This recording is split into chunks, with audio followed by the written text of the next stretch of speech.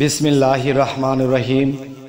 হে সমস্ত জগতবাসী, আজ আমি শামীম আলী চিশতি আপনাদের সামনে যে আলোচনাটি নিয়ে হাজির হলাম, সেই আলোচনাটি অবশ্যই খেয়াল করে শুনলে পৃথিবীতে যত সাধকগণ আমলকারী যারা আল্লাহর ইবাদত করে তাদের জন্য খুবই ভালো একটা সুখবর এবং ভালো একটা কিছু জ্ঞান লাভ করার বিষয়। এবং সামনে মানুষটি বুঝতে পারবে সে দিব্য চক্ষুর আড়ালে যে পড়ে আছে, যে আসলে দিব্য চক্ষু কার কতটুকু খুলেছে এবং কার কতটুকু খোলার প্রয়োজন রয়েছে তা সেটাও জানতে পারবে ইনশাআল্লাহ। সেটি হলো, দেখুন, দিব্য চক্ষু বলতে আমরা কি বলবো? দিব্য চক্ষু বলতে দেখেন যাকে বলা হয় গোপন চক্ষু বা অন্তর চক্ষু। তো এই অন্তর্চক্ষু বা দিব্য চক্ষু বা গোপন চক্ষুর মধ্যে 7টা দেখা গেছে যে 7টা স্তর আছে। এখন আপনি 7টা স্তরের মধ্যে কোন স্তরে আছেন? এবং মানুষ জন্মলগ্ন থেকেই মানুষের দিব্য চক্ষুর মধ্যে একটা দিব্য চক্ষু খোলা থাকে, বা 7টার মধ্যে 2টা স্তর খোলাই থাকে, এবং আরো 5টা পৃথিবীতে সাধনার দ্বারা, আল্লাহর আমলের দ্বারা, প্রেম ভক্তির দ্বারা, মুর্শিদ দ্বারার দ্বারা এই জিনিসগুলো জেনে নিতে হয়, বুঝে নিতে হয়। তো অবশ্যই খেয়াল করবেন আজকের এই আলোচনা। তো ইনশাল্লাহ আমরা যেন পৃথিবী থেকে 7টা স্তর খুলে আমরা মৃত্যুবরণ করতে পারি, আর আল্লাহ আমাদেরকে যেন আমাদের উপর যেন সহায় হন, আর আমাদের কর্ম আর এই কর্মের উপরেই নির্ভর করবে, এবং আল্লাহর প্রেম ভক্তির উপরে আমাদের এটা নির্ভর করবে। কর্মের পাশাপাশি যখন প্রেম ভক্তি ঠিক রাখবো, তখন আল্লাহর দয়ার দৃষ্টি যখন হবে, তখন আমাদের কাছে জিনিসগুলো সহজ হয়ে যাবে। তাই অবশ্যই আপনারা খেয়াল করে শুনবেন। সেই বিষয়গুলো হলো, দেখুন, একজন মানুষ দেখা যায় 10 বছর আগে একটা মানুষকে দেখেছে, তখন সে যদি চোখটা বোঝে, চোখ বোঝার পরে সে যদি কল্পনা করে, তাহলে তার চেহারাটা ভেসে ওঠে। তাহলে বোঝা গেল চোখ বোঝার পরে যখন সেই চেহারাটা ভেসে গেল সামনে, তখনই বুঝতে হবে যে সেই 10 বছর আগের লোকটার চেহারা, সে কিন্তু মাটিতে তাকে যখন কবর দেওয়া হয়েছিল, সেই মাটির দেহ কিন্তু পচে গলে একেবারে মাটি হয়ে গেছে। কিন্তু এই কল্পনার মাধ্যমে চোখ বোঝার পরে তার চেহারা যখন ভেসে উঠেছে, তখন বুঝতে হবে যে চোখ বোঝার পরে সেটা ক্লিয়ার হয়ে আপনার সামনে এসেছে, আপনি তাকে দেখেছেন। তাহলে বোঝা গেল কি, এটাও কিন্তু একটা স্তর। এটা কিন্তু সর্বলোকের বেলায় এটুকু দেওয়া আছে। এই কল্পনা শক্তিটা তার মধ্যে দেওয়া হয়েছে। যখন সে মনের মধ্যে ভাবনা এনেছে, তখন সেই জিনিসটা ভেসে গেছে। আচ্ছা, আরো একটা স্তর হলো, দেখুন, আর একটা স্তর হলো, মানুষ যখন ঘুমের ঘরে যায় বা ধ্যানের ঘরে যায়, তখন সে স্বপ্নে অনেক কিছু দেখতে পায়। স্বপ্নে দেখেছে যে একটা মানুষ আজকে 15-20 বছর আগে ইন্তেকাল করেছে। সেই মানুষটির কবরে গেলে সমস্ত কিছু মাটির সাথে মিশে একাকার হয়ে গেছে, তার কোনো অস্তিত্বই নেই।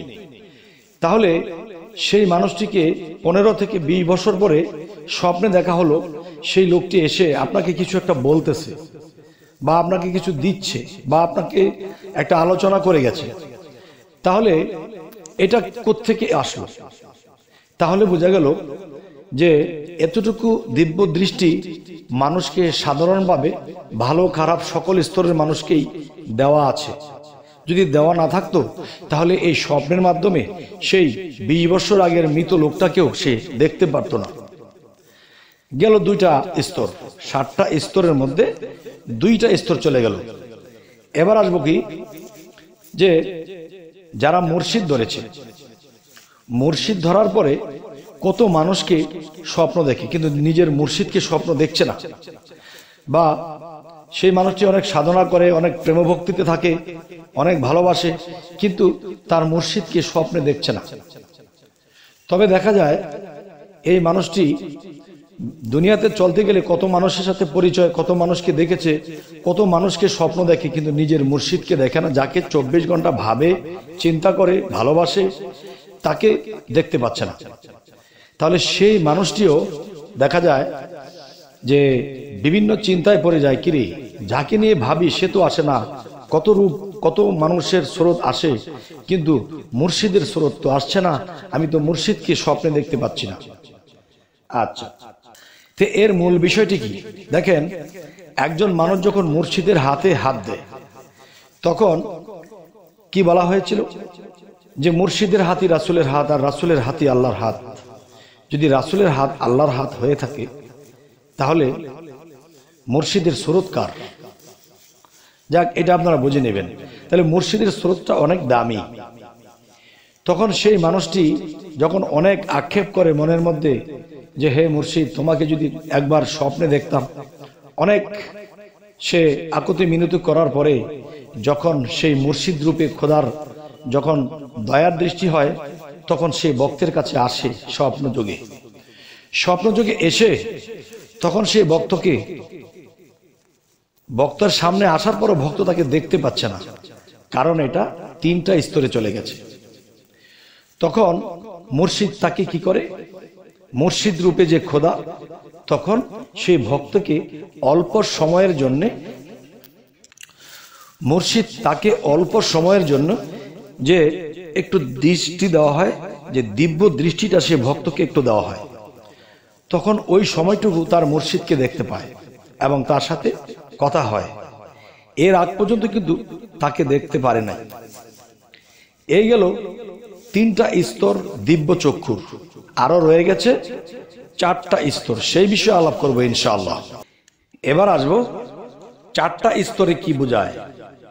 যখন একজন ভক্ত, একজন সাধক আল্লাহর পথে অগ্রসর হতে হতে, সাধনা করতে করতে, প্রেমে ফানাফিল্লা হতে হতে, তখন একটা ঘটনা ঘটে যে নিজের আত্মদর্শন ঘটে। নিজের আত্মদর্শন বলতে যে কি সুরত বানাইলে খোদা রূপ মিশায় আপনার, এই সুরত দুজকে যাবে যে বলে সে গুনাহগার।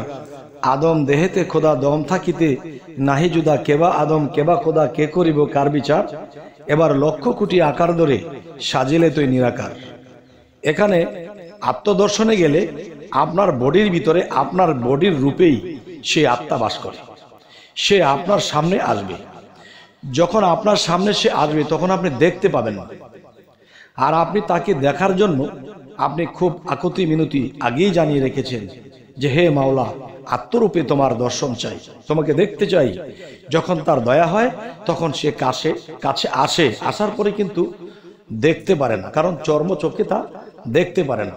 তখন সে যখন ধ্যানের ঘরে চলে যায় কিংবা ঘুমের ঘরে চলে যায়, তখন তাকে ওই অল্প সময়ের জন্য তাকে সেই দিব্য দৃষ্টিটা দেখা হয়, যেন তার দিব্য দৃষ্টির যতটুকু খুলবে ওটুকু দিয়ে সে তার নিজের আত্মদর্শন ঘটাবে।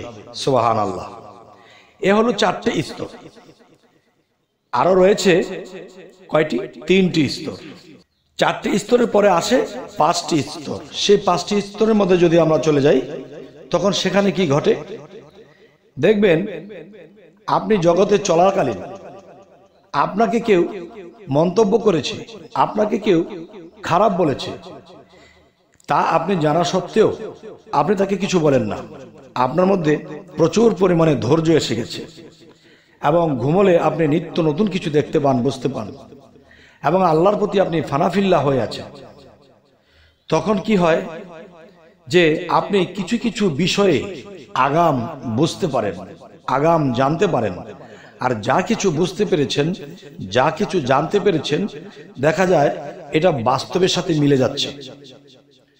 কিন্তু সেখানে আপনি যোগ মিলাইতেছেন যে আমি কি কি দেখলাম, কি কি শুনলাম, কি কি জানলাম, কিছু তো বুঝতে পারলাম না, কিন্তু আপনি এটা বাস্তবে তার পরিচয় দেখতে পাবেন, বুঝতে পাবেন, অ্যাকুরেট মিলে গেছে। আর এরকম মিলতে মিলতে, বুঝতে বুঝতে, জানতে জানতে এমন একটা পর্যায়ে আপনি চলে যাবেন, তখন আপনি মানুষকে কিছু বললে তা ঘটবে।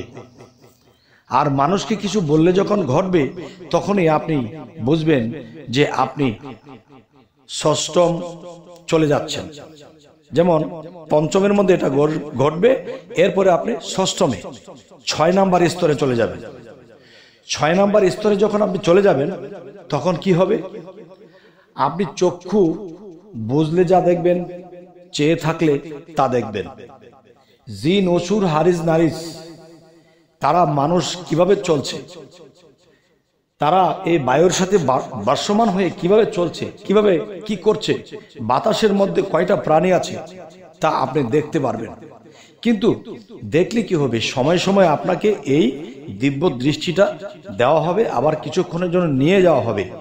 একটানা যদি আপনার মধ্যে এটা থাকে, হয়তো আপনি পাগলও হয়ে যেতে পারেন। দুনিয়ার নাওয়া খাওয়া গোসল সমস্ত কিছু আপনার থেকে ত্যাগ হয়ে যাবে, তখন আপনি চলতে পারবেন না, কষ্টদায়ক হয়ে যাবে। আর শুধু ধ্যানমগ্ন হয়ে বসে থাকবেন কি হচ্ছে। আপনি পৃথিবীর কোনো মানুষকে দেখলে সেই মানুষের মধ্যে পশু দেখতে পাবেন, আবার কোনো পশুর মধ্যে আপনি মানুষকে দেখতে পাবেন। যে একটা কুকুর, সে যখন কোনো দোকানে গিয়েছে, সে পিপাসা, সে ক্ষুধার্ত, সে কাতর, তখন সেই দোকানদার বেটা লাঠি দিয়ে আঘাত করে দিল, গরম পানি ছিটিয়ে দিল, তাকে খাদ্য দিল না। সে যখন খেয়ে মেউ করে চলে যাচ্ছে, তখন সেই ব্যক্তির দৃষ্টিতে দেখতে পাচ্ছে সেই মানুষের স্রোতে জন্ম নিলেও তার ভিতরে একটা পশু আত্মা, এবং যেই পশুটাকে বা যেই কুকুরটাকে মেরে দিল তার ভিতরে একটা মানুষের আত্মা। যাই হোক, হে সমস্ত জগতবাসী, আমি এই কথাগুলো আমার এভাবে বলা ঠিক হচ্ছে না, তবু ইঙ্গিত শরীফ বলতে গিয়ে একটু ক্লিয়ার না করলেও অনেকে বোঝে না। তবে এরকম পর্যায়ে যখন একটা মানুষ চলে যায়, তখন সে অনেক কিছু দেখে, অনেক কিছু বোঝে, তখন সে অফ হয়ে যায়। দেখবেন পৃথিবীতে অনেক মানুষ তথ্য কথা নিয়ে অনেক লাফালাফি ফালাফালি করে, আমি এটা জানি, ওটা জানি, এটা জানি, কিন্তু আসলে কিন্তু তার কলসির নিচে একটু পানি আছে, সেই পানিটা নড়াচড়া করে। আর যার কলসি একেবারে ভরে গেছে, তখন সেই কলসির পানি কিন্তু আর নড়াচড়া করে না। ঠিক পৃথিবীতে দেখবেন অনেক তরিকতের লোক আছে, এটা বলতেছে, সেটা বলতেছে, এটা জানি, সেটা জানি, আসলে কিন্তু সে যদি জানতো তাহলে সে এরকম করতো না। আর যার জানা হয়ে গেছে, সে অফ হয়ে গেছে, কলসি ভরে গেছে, তার আর শব্দ হয় না। এবার আসবো কোথায়? এবার আসবো সপ্তম যেই দিব্য চক্ষু, গোপন চক্ষু বা অন্তর্চক্ষু, সেই জায়গাটিতে এখন কথা বলবো। কিন্তু এখানে আমি ক্লিয়ার বলবো না, যা বললে মানুষ শুনে তার মাথাও কেমন জানি হয়ে যেতে পারে। তাই বলবো যে 6 নম্বর স্তরে যখন মানুষ পৌঁছে যায়, তখনই মানুষটির এই ঘটনা ঘটতে থাকে, পাগল পাগল হয়ে যায়, নিজের খাওয়া দাওয়া গোসল কোনো কিছু মনে থাকে না, তার সংসার আছে, তার যে সমাজে চলতে হবে তার এরকম হুঁশ জ্ঞান থাকে না, সে যেন বেহাল অবস্থা হয়ে যায়। যদি সপ্তমে চলে যায়, তখন সেই মানুষটার কি হতে পারে এটা আপনারা আন্দাজ করে নেবেন। যখন মানুষ পঞ্চম এবং ষষ্ঠম স্তরে চলে যায়, তখন তার এলমে লাদুনি, তার ভিতরের দিব্য কান আছে, দিব্য চক্ষু আছে, দিব্য জ্ঞান আছে, এগুলো খুলে যায়। তখনই সেই মানুষটা থেকে মাঝে মাঝে আল্লাহ সেই জিনিসটি সরিয়ে রাখে, তখন আর দিব্য জ্ঞান থাকে না। তখন সে কি করে? তখন সে শান্ত থাকে বা দুনিয়াবি একটু জর্জরিত হতে যায়। যখন আবার সেই দিব্য দৃষ্টি আসে, তখন সে আবার থেমে যায়। কি হচ্ছে পৃথিবীতে, কি দেখছি এসব? মানুষ তো পশু, আবার পশুই তো মানুষ, আসলে এটা কি বিষয়? তবে হে সমস্ত জগতবাসী, আমি সপ্তম স্তরে আলাপটি করতে চাচ্ছি, কিন্তু মনে হচ্ছে যে সপ্তম স্তরে আলাপটি করা ঠিক হচ্ছে না। যদি আপনারা শুরু থেকে যে 6 নম্বর স্তর পর্যন্ত যে আলোচনাটি করেছি, এতটুকু যদি আপনাদের কিছু বোঝা হয়, তাহলে ইনশাল্লাহ যে সপ্তমে কি হতে পারে তাও কিন্তু আন্দাজ করে নেবেন। তবে সপ্তমে আমার এই মুহূর্তে বলা ঠিক হচ্ছে না। তবে আপনারা কমেন্টে বলবেন যে হ্যাঁ, সপ্তম স্তরে কি হতে পারে, সেখানে কি, যদি আপনারা আমাকে বলেন, তাহলে আমি চিন্তা ভাবনা করব। যদি আমার মাওলা, আমার খোদা, আমার আল্লাহ আমাকে বলতে সাহায্য করে, তাহলে আমি সেখানে বলবো। আর যদি আমাকে সাহায্য না করে, তাহলে আমি বলতে পারবো না। তবে ষষ্ঠম পর্যন্ত রইলাম, সপ্তম পর্যন্ত আপনারা জ্ঞানের দ্বারা বুঝে নেবেন যে কি হতে পারে। এর চেয়ে আরো অনেক ঊর্ধ্বের বিষয়, যা জীবনে বোঝার শেষ প্রান্ত। তবে হে সমস্ত জগতবাসী, জানি না আমাদের এই আলোচনা যদি আপনাদের ভালো লাগে তো অবশ্যই সাবস্ক্রাইব করে নেবেন, ফেসবুক হলে অবশ্যই ফলো করে নেবেন। সকলে ভালো থাকবেন, আল্লাহ হাফিজ।